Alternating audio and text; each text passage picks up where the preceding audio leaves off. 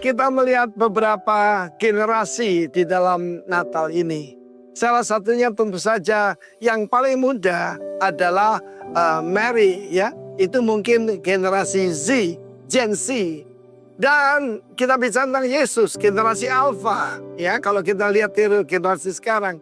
Tetapi juga ada baby boomer, yaitu Hannah dan Simeon. Dan juga ada generasi X, mungkin yaitu Zakaria Elizabeth. Tapi saya mau bicara tentang the working force. Kenapa? Yaitu datanglah tentara malaikat memberikan puji-pujian, choir dari sorga kepada para gembala. Saudara, kita tahu Yesus menyebut dirinya, I am the good shepherd. Actually, the good and the shepherd. The shepherd. Gembala aku, Yesus. Karena itu saudaraku, dan juga dia dilahirkan, jangan lupa saudara, kenapa begitu mudah para gembala menemukan Yesus? Dia ada, yaitu saudaraku di menara domba. Ya, Migdal Eder itu adalah satu tempat khusus di mana semua domba di sana tidak untuk sate kambing, tetapi untuk persembahan di bait Allah. Dan harus dipastikan yang lahir tidak ada cacatnya, tidak ada tulangnya yang patah, tidak ada yang besar sebelah, panjang sebelah, tidak. Harus perfect. Dan di sanalah Sang Mesias dilahirkan. Saudara mungkin saudara bisa mengerti pada akhir tahun ini, saudara mungkin menghadapi seperti para gembala itu, menjaga di waktu malam. Mungkin di malam buat saudara, mungkin ada kesulitan yang saudara hadapi, tapi jangan lupa apa yang dinyanyikan oleh para malaikat pertama. Kemuliaan bagi Allah di tempat yang maha tinggi. Nama Tuhan El Elyon, the highest God, ya. Allah yang paling maha tinggi, El Elyon. Tetapi saudaraku, kemuliaan itu bukan cari di bumi ini, apalagi buat diri sendiri. Tapi kemuliaan bagi Allah. Akibatnya adalah Tuhan memberikan shalom, damai sejahtera yang kita cari itu. Yaitu bagi siapa yang berkenan kepadanya. Terjemahan yang berkata, goodwill toward man. Setiap orang yang punya goodwill pasti berkenan pada Tuhan. Karena segala berkat dan segala perintah Tuhan adalah untuk kepentingan manusia. Saudaraku, ini mewakili generasi XYZ. Mungkin ini saudara in the working force. Mungkin saudara sedang seorang ibu rumah tangga. Dan saudara sedang mengalami malam hari. I give you good news. Telah lahir bagimu Kristus Tuhan di kota Daud. Haleluya. In the city of David. In the Bethlehem. Bethlehem bukan cuma rumah roti. Bethlehem itu adalah the city of the warrior. Saya orang Surabaya, saya bangga. Sebab kota pahlawan, saudara ya. Sebab akan ada kota kerupuk, ya, kota udang. Tetapi Bethlehem adalah the city of the warrior. Karena itu, Yudas mengira Yesus akan melawan kepada Pontius Pilatus. Tapi Yesus datang dengan kasih yang pertama.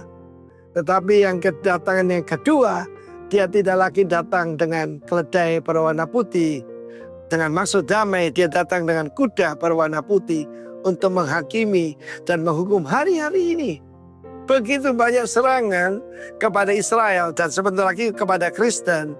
Dan dikira Tuhan diam aja. God is not to be mocked. Tuhan tidak untuk yaitu dipermalukan. Karena itu telah lahir bagimu. Luar biasa. Mungkin banyak orang mengerti ini. Tetapi bagimu dan bagiku telah lahir Kristus Juru Selamat. Seorang anak telah lahir, seorang putra telah diberikan. God bless you. Amin. Shalom warga kerajaan. Ya, bersyukur di minggu terakhir di tahun 2024 ini kita masih dapat tetap berkumpul bersama-sama di tempat ini untuk memuji, memuliakan Tuhan, dan sebentar kita akan bersama-sama belajar kebenaran firman Tuhan. Nah, banyak dari kita ini yang sedang berlibur ya. Saya berdoa semuanya berangkat dalam penyertaan Tuhan, pulang pun juga dalam penyertaan Tuhan. Saya juga menyambut Bapak, Ibu, Saudara-saudari sekalian yang sedang berlibur di Kota Malang ya. Ada Bro David dari JRC, juga Saudari Josephine Widya. Saya tadi juga ke belakang ada Bro Ramon, Salam ya.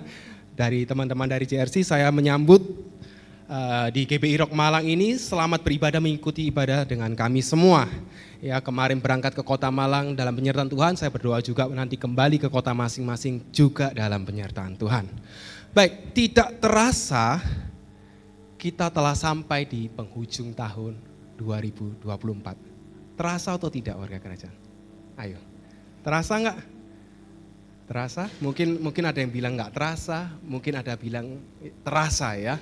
Kalau saya sih agak sedikit enggak berasa ya. Kayaknya kemarin tahun lalu tuh masih baru Natal, terus tiba-tiba kita Natal lagi, bentar lagi udah tahun baru ya. Tinggal tadi Brother Joe bilang tinggal 3 hari lagi kita akan memasuki tahun 2025. Dan momen akhir tahun itu adalah momen yang begitu spesial ya. Betul atau tidak warga kerajaan? Betul dong ya. Momen yang menyenangkan di mana kita semua bisa apa biasanya? Kumpul keluarga, ya, traveling, jalan-jalan ya. Dari Malang ke kota-kota lainnya atau mungkin ke luar negeri. Dari kota-kota lain ada yang mampir ke Malang. Kemudian kita bisa kumpul keluarga, makan bersama keluarga, dan gak lupa bakar-bakar. Di tempat ini ada yang sudah siap bakar-bakar? Ada? Ada lah pasti ya. Pesan saya, kalau bakar-bakar jangan lupa ajak saya ya.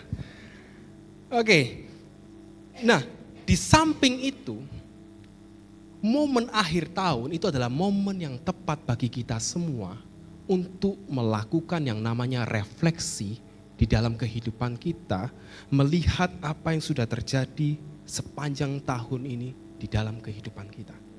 Dan di penghujung tahun ini, ada sebuah pertanyaan yang datang kepada saya, yang mana pertanyaan tersebut menjadi acuan bagi saya untuk melakukan refleksi terhadap kehidupan saya di sepanjang tahun 2024. Jadi ada sebuah pertanyaan yang mengena bagi saya. Dan pada kesempatan ini, pertanyaan yang sama pula ingin saya tanyakan kepada warga kerajaan sekalian, dengan harapan warga kerajaan sekalian juga bisa melakukan refleksi secara pribadi untuk tahun 2024. Sudah siap semuanya? Siap? Kalau siap saya akan sampaikan pertanyaannya. Perhatikan baik-baik. Pertanyaannya adalah, saya harap kita semua bisa menjawabnya dengan jujur dalam hati masing-masing. Pertanyaannya adalah, sepanjang 1 tahun ini, coba warga kerajaan mulai renungkan ya, dari Januari 2024 hingga hari ini, sepanjang tahun 2024, apakah kehidupan warga kerajaan sekalian dipenuhi oleh sukacita? Apakah kehidupan Bapak, Ibu, Saudara, Saudari sekalian yang hadir di tempat ini dipenuhi oleh sukacita? Coba kita renungkan ya, dengan apa yang sudah kita lakukan selama 1 tahun ini.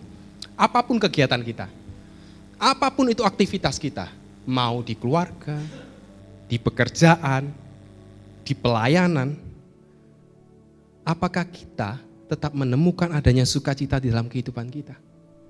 Sekali lagi, kita bisa menjawabnya jujur di dalam hati masing-masing. Ya, kita coba jujur. 1 tahun ini gimana sih? Nah, Blaise Pascal, saya rasa banyak daripada kita yang tahu beliau ya. Beliau adalah seorang ilmuwan dan filsuf yang terkenal, dan beliau pernah mengatakan, all men seek happiness. There are no exceptions. This is the motive of every act of every man, including those who go and hang themselves. Artinya apa? Semua manusia itu mencari kebahagiaan, ya, tanpa terkecuali. Semuanya cari kebahagiaan. Itu merupakan alasan dibalik tindakan setiap manusia, termasuk kita. Kita kan manusia kan ya. Termasuk mereka yang menggantung diri mereka, ya, yang mengakhiri hidup mereka. Jadi menurut Blaise Pascal, ketika kita melakukan apapun, sebenarnya tujuannya adalah mencari kebahagiaan. Ya, termasuk mereka yang maaf kata bunuh diri ya. Mereka mengakhiri hidup mereka karena mereka merasa hidup mereka tidak bahagia. Mereka berpikir mereka bisa bahagia ketika mereka mengakhiri hidup mereka. Saya yakin tidak ada di antara kita yang ketika memutuskan untuk melakukan segala sesuatu, ya mungkin itu bekerja, berkeluarga, melakukan apapun lah, tujuannya untuk mencari penderitaan. Ada di tempat ini? Ya, kalau ada sepertinya perlu didoakan ya. Tentu tidak ada. apapun yang kita lakukan pada dasarnya kita ingin mendapatkan kebahagiaan. Setuju atau tidak warga kerajaan? Setuju. Nggak ada yang pengen, saya hidup tuh pengen soroh, saya tuh pengen miskin sekali sampai melarat makan pun nggak bisa. Nggak ada warga kerajaan ya. Semua kita inginnya bahagia.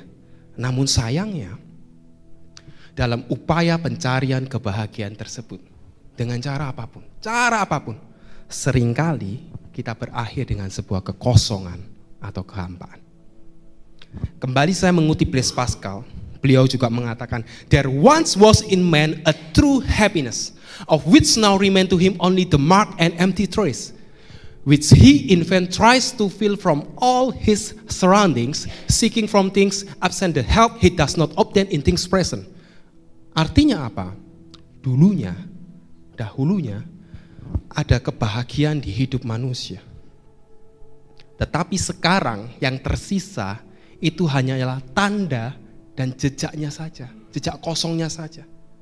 Yang mana manusia berusaha untuk mengisi kekosongan tersebut dengan apa? Dengan hal-hal di sekitarnya.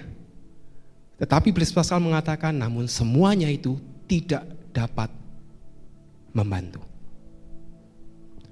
Saya percaya kita semua di tempat ini, ya, kalau kita renungkan tadi dari pertanyaan refleksi tadi, kita pernah mengalami sebuah momen di kehidupan di mana kita sudah melakukan banyak hal, di keluarga, di pekerjaan, di pelayanan, tapi pada ujungnya, coba warga kerajaan uji, pada ujungnya yang kita rasakan itu kekosongan, hampa, ada yang kurang, gak puas. Dan akhirnya kita gagal untuk bersukacita. Pernah merasa demikian warga kerajaan? Pernah gak? Ya sudah melakukan tapi apa ya kok tetap gak bisa puas ya. Nah, bersyukur pagi hari ini ada kabar baik bagi kita semua. Terutama bagi kita yang tadi ketika diperhadapkan dengan pertanyaan refleksi, menjawabnya, Tuhan, sejujurnya saya tidak bisa menemukan sukacita di dalam kehidupan saya. Saya merasa kosong. Dengan apapun yang sudah saya lakukan, saya merasa hampa. Saya tidak pernah merasa puas. Mungkin ada di antara kita yang menjawab seperti itu, ya, di dalam hati kita. Sekali lagi kabar baiknya adalah Tuhan menghendaki kita semua untuk bersukacita. Amin. Tuhan menghendaki kita semua anak-anaknya untuk bersukacita. Namun yang sering kali jadi masalah itu apa? Kita nggak tahu caranya gimana kita bisa menemukan sukacita yang sejati. Kita nggak tahu. Mengapa demikian? Karena perspektif kita terhadap sukacita itu berbeda dengan perspektif Tuhan. Saya ulangi lagi ya, perspektif kita manusia terhadap sukacita itu berbeda dengan Tuhan. Bagi manusia, sukacita itu identik dengan apa? Kesenangan yang mana itu bisa didapatkan melalui hal-hal berikut. Contohnya apa? Kebebasan finansial. Coba bayangkan deh, andai hari ini kita dapat rezeki nomplok ya, dapat uang 1 miliar. Ya, mungkin kita akan berpikir bahwa kita akan bisa berbahagia dan bersukacita seumur hidup. Atau mungkin kurang banyak, 10 miliar. Ya, wah saya kok dapat 10 miliar, kayaknya happy deh. Every day is holiday jadinya. Atau bahkan mungkin nih ya, andai kita dapat uang 271 triliun. Andai, ayo coba bayangkan, saya rela kok, ya, nggak 6 tahun nih sekian nggak ngapa-ngapain, saya rela. Kita berpikir dengan demikian, apakah kita akan berbahagia dan bersukacita seumur hidup? Atau mungkin kita berpikir dengan membangun relasi dengan orang yang kita cintai, dengan orang yang kita sukai. Mungkin kita punya pasangan yang begitu ganteng, punya pasangan yang begitu cantik, lalu kita akan berbahagia seumur hidup, bersukacita seumur hidup. Apakah demikian? Mungkin bagi kita yang berpikir demikian, mohon maaf, itu masih naif. Ya, mungkin bagi mungkin bagi orang-orang yang belum menikah, tanyakanlah pada pasangan-pasangan yang sudah menikah ya. Apakah dengan menikahi orang yang kita kasih terus kita akan berbahagia langsung gitu? Tidak. Atau mungkin kita berpikir dengan popularitas, kita menjadi famous ya, terkenal, kita masuk mall, wah, tahu semua orang, semua minta selfie ya, minta tanda tangan. Apakah dengan demikian kita akan bisa berbahagia dan bersukacita? Saya mau menyampaikan, kalau popularitas adalah kunci kebahagiaan atau sukacita, seharusnya tidak akan ada aktor atau aktris yang bunuh diri. Setuju? Buktinya mereka begitu terkenal, punya uang banyak, mereka secara kebebasan finansial jelas. Mereka punya relasi, mau ganti-ganti dengan mudah. Mereka begitu terkenal, tapi ujungnya bunuh diri. Tadi kita sudah tahu kalau bunuh diri artinya mereka nggak bahagia. Atau mungkin kita berpikir dengan kita jalan-jalan ya, tur keliling semua benua sampai ke kutub utara, kutub selatan, ya semua negara kita lalui, lalu kita akan berbahagia dan bersuka cita. Saya ingin menyampaikan bahwa hal-hal tersebut memang bisa memberikan kebahagiaan. Tapi penting untuk diingat sifatnya sementara. Manusia tidak akan pernah bisa puas. Oleh karena itu pada saat pagi hari ini untuk menyikapi pertanyaan refleksi yang tadi saya lontarkan kepada warga kerajaan, ya dalam rangka kita menutup tahun 2024 serta menyambut tahun 2025, saya ingin kita semua di tempat ini belajar bersama-sama. Bagaimana sih caranya supaya kita memiliki sukacita yang sejati di dalam kehidupan kita. Ingat, bukan hanya sekedar klise. Ada sukacita, ada. Bukan hanya sekedar kata-kata belaka. Anda bersukacita, sukacita. Bukan sekedar itu. Tetapi kita benar-benar mengalami sukacita. Tidak lagi kita merasa hampa. Ya. Baik, judul renungan saya pada saat pagi hari ini adalah Rejoice Always, a life rooted in true joy. Artinya apa? Bersukacitalah senantiasa. Sebuah kehidupan yang berakar pada sukacita yang sejati. Kita akan bersama-sama melihat ayat pokok kita di pagi hari ini, yakni Filipi 4 ayatnya yang keempat. Kita akan membacanya bersama-sama dengan suara yang lantang. 2, 3. Bersukacitalah senantiasa dalam Tuhan. Sekali lagi kukatakan, bersukacitalah. Amin. Ayat ini merupakan nasihat Rasul Paulus kepada jemaat di Filipi. Yang sebenarnya ayat ini merupakan lanjutan serta penekanan dari Filipi 3 ayatnya yang pertama. Dikatakan di dalam Filipi 3 ayat pertama, akhirnya saudara-saudaraku bersukacitalah dalam Tuhan. Kemudian dilanjutkan dengan ayat yang tadi sudah kita baca. Bersukacitalah senantiasa dalam Tuhan. Sekali lagi kukatakan, bersukacitalah. Apabila warga kerajaan perhatikan, kalimat pada ayat-ayat tersebut merupakan kalimat apa? Perintah. Ya. Artinya penting untuk dilakukan. Tidak ada ruang negosiasi di situ. Kemudian kalau kita perhatikan, berapa kali perintah tersebut diucapkan? Di Filipi 3 ayat pertama, 1 kali. Di Filipi 4 ayat 4 berapa kali? 2 kali. Totalnya diucapkan 3 kali. Artinya hal tersebut menunjukkan adanya sebuah penekanan mengenai betapa pentingnya perintah tersebut. Nah, selain itu kita juga perlu tahu bahwa Rasul Paulus menuliskan nasihat ini kepada jemaat di Filipi ketika Paulus sedang berada di dalam penjara. Ya. Kemungkinan besar di Roma. Dan di surat Filipi ini Paulus bukan hanya sekedar memberikan nasihat untuk senantiasa bersukacita, namun ia juga menunjukkan teladan di dalam bersukacita. Buktinya apa? Kalau kita membaca baik-baik surat Filipi, maka kita akan berkali-kali menemukan Paulus mengatakan apa? Aku bersukacita. Aku akan tetap bersukacita. Aku bersukacita dengan kamu. Bersukacitalah dengan aku. Aku sangat bersukacita di dalam Tuhan. Ingat, tadi Paulus sedang berada di mana warga kerajaan? Di dalam penjara. Namun demikian, ia bisa tetap bersukacita. Bahkan memberikan nasihat kepada jemaat di Filipi untuk senantiasa bersukacita di dalam Tuhan. Nah, coba sekarang secara logika lah pada umumnya. Biasanya orang yang di luar penjara itu yang menghibur di dalam penjara. Betul atau tidak warga kerajaan? Iya, ini kebalikannya. Yang di dalam penjara tetap bersukacita, malahan bisa menasehatkan kepada jemaat di Filipi, menasehatkan kepada jemaat Tuhan, bahkan nasihat tersebut sampai kepada kita gereja Tuhan hari ini untuk apa? Senantiasa bersukacita di dalam Tuhan. Sampai di sini, satu hal yang bisa kita simpulkan adalah sebagai pengikut Kristus, kita wajib hukumnya untuk senantiasa bersukacita dalam Tuhan. Yang setuju katakan amin. Senantiasa itu artinya kadang-kadang atau selalu, warga kerajaan? Selalu, tidak memandang kondisi ataupun keadaan. Sekali lagi Tuhan menghendaki kita semua anak-anaknya untuk selalu bersukacita dalamnya. Nah, sekarang kita akan belajar, kok bisa ya? Rasul Paulus itu loh bisa tetap bersukacita di penjara. Bahkan bisa kasih nasihat kepada jemaat di Filipi untuk senantiasa bersukacita. Kan nggak masuk akal ya. Ya, gimana caranya supaya seorang itu bisa senantiasa bersukacita di dalam Tuhan, apapun itu kondisi ataupun keadaannya. Kita akan bersama-sama belajar. Yang pertama kita akan melihat di dalam Roma 5 ayat 11. Ya. Dikatakan di ayat tersebut, dan bukan hanya itu saja, kita malah bermegah dalam Allah oleh Yesus Kristus Tuhan kita. Ya, coba perhatikan kalimat yang saya beri garis bawah. Ya, di terjemahan New English Translation dikatakan, not only this, but we also rejoice in God through our Lord Jesus Christ. Artinya apa? Tapi kita juga bersukacita di dalam Tuhan melalui Tuhan kita, Yesus Kristus.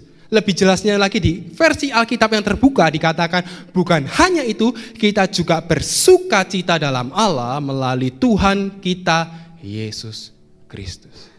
Dari ayat ini kita belajar bahwa kita bisa bersukacita di dalam Tuhan, di dalam Allah. Itu melalui siapa, warga Jan? Melalui Tuhan kita, Yesus Kristus. Sesederhana itu. Dengan kata lain kita bisa bersukacita di dalam Tuhan apabila Yesus Kristus menjadi Tuhan atas hidup kita. Amin. Jadi apabila kita ingin senantiasa bersukacita di dalam Tuhan, maka hal pertama yang wajib kita lakukan adalah menjadikan Yesus Kristus Tuhan atas hidup kita. Ngomong gini tuh gampang, warga kerajaan. Oh, saya percaya kok Yesus Kristus. Gampang sebagai Tuhan. Tapi prakteknya nggak gampang. Ya, kita akan belajar. Kalau Yesus jadi Tuhan atas hidup kita, pertanyaannya, kita jadi apa? Lawannya Tuhan apa? Hamba. Kita jadi hamba Yesus. Filipi 1 ayat yang pertama menuliskan dari Paulus dan Timotius, siapa warga kerajaan? Hamba Kristus Yesus. Hamba di sini tuh bahasa aslinya doulos ya. Kita mungkin pernah dengar doulos. Doulos itu bukan hanya sekedar hamba, tapi budak. Nah, sekarang saya ingin warga kerajaan bayangkan ya, berandai-andai. Dulu mungkin ada beberapa mungkin yang sudah lumayan usia mungkin pernah merasakan momen-momen kemerdekaan Indonesia dijajah ya. Tapi bagi kita kan sudah taunya merdeka ya. Tapi coba sekarang bayangkan tiba-tiba kita ini diserang oleh negara asing. Kemudian kita masing-masing di tempat ini ditangkap. Ya, setelah ditangkap lalu hak-hak kita dicabut. Kalau kita punya rumah kita diambil. Kalau kita punya kendaraan kita disita. Harta kita semua diambil. Ya, kemudian mungkin kita dipisahkan dari keluarga kita. Lalu kemudian apa lagi? Apa yang menjadi kata Tuhan kita harus manut. Kita harus nurut. Kamu mati, kamu mati. Kamu hidup, kamu hidup. Kamu makan, kamu makan. Kamu tidak makan, kamu tidak makan. Kita kehilangan kebebasan kita. Coba bayangkan. Kira-kira bisa bersukacita atau tidak warga kerajaan dalam kondisi seperti itu? Secara manusia nggak bisa. Ya. Bagaimana seorang hamba atau budak itu bisa bersukacita? Kehilangan kebebasannya. Ya, nggak bisa. Bagi dunia, hal tersebut tidak masuk akal. Kalau warga kerajaan perhatikan, dunia mengajarkan bahwa kita bisa berbahagia, kita bisa bersukacita, kalau kita punya kebebasan untuk melakukan apapun yang kita ingin. Itu dunia mengajarkan. Gak heran kalau kita ngelihat dunia barat, apa yang terjadi? Mereka begitu menjunjung tinggi kebebasan, freedom. Mereka bebas melakukan apapun. Bahkan sekarang mereka bebas memilih gender mereka. Iya. Kebebasan yang membawa mereka kepada downfall mereka, kejatuhan mereka. Lain halnya dengan firman Tuhan. Firman Tuhan mengajarkan bahwa kita bisa bersukacita apabila kita menundukkan diri kita sebagai hamba Kristus. Menjadikan Kristus Tuhan atas hidup kita. Dua budaya yang bertolak belakang. Budaya dunia melawan budaya kerajaan Allah.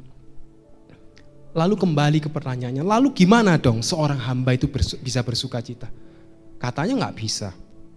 Katanya pada umumnya seorang hamba itu nggak bisa bersukacita karena tadi hak-haknya dicabut, hidupnya apa kata tuannya, kehilangan kebebasannya. Gimana dong? hari ini saya mau menyampaikan bahwa seorang hamba itu tetap bisa bersukacita. Bagaimana? Perhatikan baik-baik. Seorang hamba bisa bersukacita ketika ia menyadari bahwa tuannya itu begitu mengasihi hambanya, bahkan rela memberikan nyawanya bagi hambanya. Seorang hamba bisa bersukacita ketika ia menyadari bahwa tuannya itu begitu memperhatikan dan serta memedulikan hambanya. Dan di luar tuannya, hamba tersebut tidak bisa berbuat apa-apa. Tahukah warga kerajaan bahwa kita memiliki Tuhan yang begitu mengasihi kita, yang bahkan rela mati untuk kita? Tahukah warga kerajaan bahwa kita punya Tuhan yang begitu sayang sama kita, mempedulikan kita, memperhatikan kita, walaupun kita adalah orang yang tidak layak? Namanya siapa? Yesus Kristus. Amin. Saya sungguh bersyukur ya. Saya kalau melihat ke belakang di kehidupan saya, banyak hal yang mungkin tidak mengenakan, banyak hal yang secara manusia Tuhan saya nggak kuat. Tapi satu hal yang saya mau katakan, Kristus adalah Tuhan atas hidup saya. Percayalah, ketika kita menjadikan Yesus sebagai Tuhan atas hidup kita, maka sukacita kita itu akan limpah. Sukacita bukan karena kondisi atau keadaan yang kita hadapi, tapi sukacita yang dikerjakan oleh pribadi Roh Kudus di dalam kehidupan kita. Ya, sekali lagi, sebagai hamba Kristus, kita bisa bersukacita ketika kita menyadari bahwa Kristus begitu mengasihi kita. Ya, rela mati. Ya, untuk apa? Untuk menebus kita dari perbudakan dosa. Dulunya kita semua ini hamba dosa, warga kerajaan. Kita nggak layak, tapi kita dipindahkan menjadi hamba Kristus. Kita bisa bersukacita ketika Kristus jadi Tuhan kita, ketika kita menyadari bahwa di luar Kristus kita tidak dapat berbuat apa-apa. Firman Tuhan berkata demikian. Nah, berikutnya pertanyaannya, apa yang menjadi tanda bahwa Yesus Kristus telah menjadi Tuhan atas hidup kita? Apa tandanya? Ya, kita dengan mudah bisa mengucapkan, ya, Yesus adalah Tuhan. Udah. Tapi apa tandanya? Sederhana, ya. Tandanya bahwa Kristus menjadi Tuhan atas hidup kita adalah kita menuruti perintahnya. Ya, sudah sewajarnya seorang hamba itu menuruti perintah tuannya. Kalau seorang hamba tidak menuruti perintah tuannya, maka ia bukanlah hamba yang baik. Dan ketika kita menuruti perintahnya, maka sukacita kita akan menjadi penuh. Firman Tuhan berjanji demikian.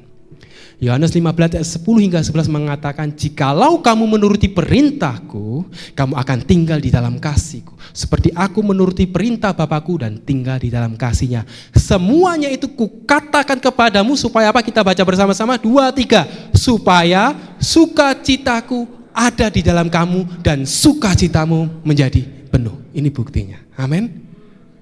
Janji firman Tuhan, kalau kita menuruti perintahnya, maka sukacita Kristus ada di dalam kita dan sukacita kita akan menjadi penuh. Terus coba saya tanya lagi ya, hari ini saya banyak bertanya supaya ingatan kita tetap fresh ya sebelum tahun baru. Bagaimana kita tahu perintah Tuhan? Ada yang tahu? Ada? Nanti yang bisa menjawab nanti saya berikan aqua. Ada yang bisa menjawab? Bagaimana kita tahu perintah Tuhan? Ya tidak ada cara lain selain kita baca firman Tuhan. Ya, jadi harapan saya bagi yang sampai tahun ini masih belum rutin membaca firman Tuhan, kemudian masih tidak ada kerinduan untuk baca firman Tuhan, baca. Ya, supaya apa? Supaya tahu perintahnya. Setelah tahu ya turuti, kemudian lakukan. Itu yang akan jadi tanda bahwa Kristus telah menjadi Tuhan atas hidup kita. Jadi hal pertama yang wajib kita lakukan supaya kita dapat senantiasa bersukacita dalam Tuhan adalah menjadikan Kristus sebagai Tuhan atas hidup kita. Kita jadi hamba Kristus, melepaskan hak kita, bukan lagi yang kita yang hidup, melainkan Kristus yang hidup di dalam kita. Apa tandanya? Tandanya kita menuruti perintahnya. Dengan demikian firman Tuhan berjanji bahwa sukacita Kristus akan ada di dalam kita dan sukacita kita akan menjadi penuh. Yang kedua, hal yang wajib kita lakukan agar kita dapat senantiasa bersukacita di dalam Tuhan adalah mengucap syukur dalam segala hal. Sama-sama katakan, mengucap syukur dalam segala hal.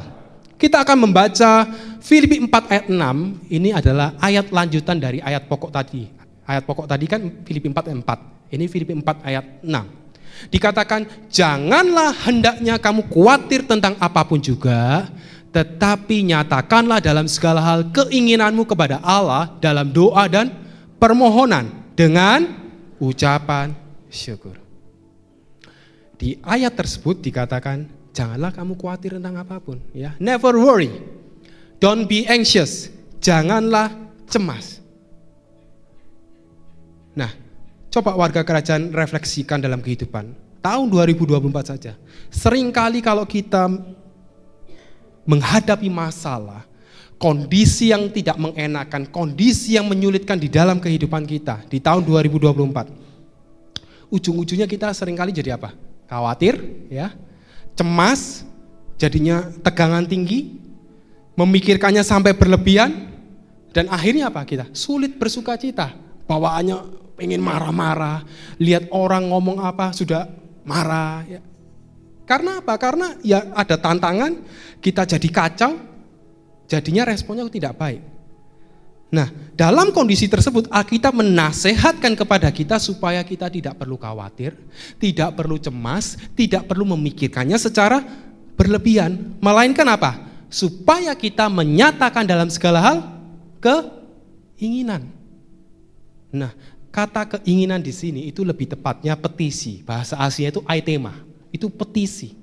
Petisi itu beda dengan keinginan warga kerajaan. Petisi itu sebuah permintaan resmi kepada otoritas yang lebih tinggi untuk memberikan solusi atas apa yang kita hadapi. Ya, makanya biasanya kalau kita naikkan petisi itu kepada pemerintah, ya kepada itu untuk memberikan solusi atas apa yang kita hadapi.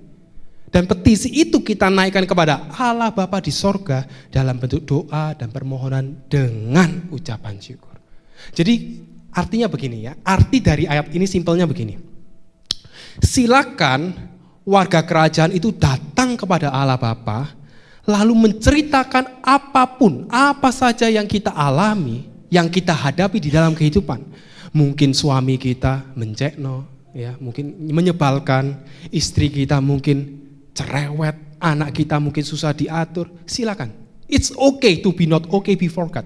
Ceritakan semua itu dalam bentuk petisi, dalam bentuk doa dan permohonan. Tetapi jangan lupa tetap perlu disertai dengan ucapan syukur. Mengapa penting? Perhatikan, ini penting. Karena dengan ucapan syukur tersebut, sebenarnya kita sedang menyatakan bahwa apapun yang kita hadapi, Allah tetap berdaulat atas hidup kita. Amin. Apapun yang kita alami, yang kita ada masalah tantangan, Tuhan tetap memegang kontrol atas hidup kita. Dengan demikian kita nggak salah di hadapan Allah. Ya, warga kerajaan masih ingat bangsa Israel suka mengeluh, suka bersungut-sungut. Padahal mereka sudah melihat kebaikan Tuhan dan kebesaran Tuhan sepanjang mereka di perjalanan. Dan ketika mereka melakukan demikian, itu adalah kejahatan di mata Tuhan.